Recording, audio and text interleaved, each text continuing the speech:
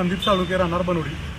आज आम्ही कराड शहर पोलीस स्टेशनमध्ये सर्व मराठा बांधव या ठिकाणी आज जमलेलो आहोत. याचं अतिशय संवेदनशील कारण असं आहे की नवनाथ वाघमारे हा एक स्वयंघोषित एका समाजाचा नेता स्वतःला समजतो, पण तो अतिशय बोरटा माणूस आहे. काय त्यानं मराठा समाज आणि ओबीसी समाज याच्यामध्ये पूर्वीपासून भांडणं लावण्याचा प्रयत्न करतो. तर ह्या नवनाथ वाघमारेनं गेल्या 2 दिवसापूर्वी पुण्यामध्ये एका पत्रकार भवनमध्ये एक मुलाखत दिली. तर त्याच्यामध्ये त्यानं अगदी मला सांगूसुद्धा मी वाटत नाही की एवढा अश्लील भाषेमध्ये मराठा समाजाच्या महिलांच्यावरती यानं टीका केली, आमच्या बंधू भगिनीच्यावरती टीका केली.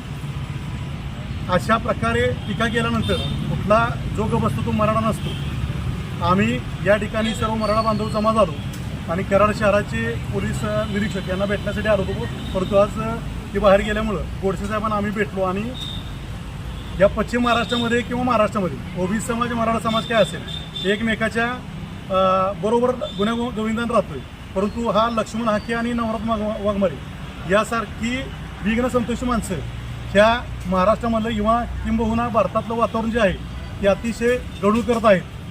तर आम्हाला या ठिकाणी एक त्याला इशारा द्यायचा आहे.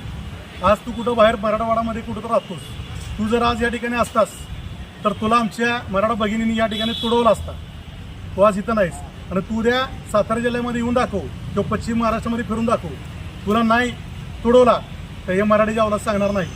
आणि तुला या ठिकाणी इशारा देतो, पुन्हा जर का मराठा समाजाच्या कुठल्याही बंधू भगिनीविषयी तू जर उलटापालटा बोललास तर तुला जागेवरती येऊन तुडवायला हा मराठा मावळा कमी, छत्रपतीचा मावळा कमी करणार नाही असा या ठिकाणी मी इशारा देतो. आणि आता आम्ही गोडसे साहेबांना भेटलो, त्यांना सांगितलं की तुमच्याकडून जी कायदेशीर पूर्तता जी आहे ती करा, आम्हाला कुठल्याही प्रकारचा कायदा हातामध्ये घ्यायचा नाही आणि तुमच्या मार्फत याला कठोर कारवाई करून याच्यावरती गुन्हा दाखल करण्यात यावा. एक मराठा लाख मराठा. मला एक सांगा, त्यांनी आता जो युट्यूब चॅनल वाल्यावर जो गुन्हा दाखल केलाय तो योग्य आहे का त्यांच्यावर गुन्हा दाखल करणं योग्य आहे? नाही, या संदर्भात आम्हाला काय माहिती नाहीये किंवा त्याच्यावरती युट्यूब चॅनलवरती गुन्हा दाखल करणं हे सुद्धा मी चुकीचं म्हणतो. का तर तो एक पत्रकार आहे, तो मुलाखत घेणार आणि जाणार, पण ज्यानं हा गुन्हा केलाय याच्यावरती कारवाई झाली पाहिजे अशी आमची ठाम मागणी.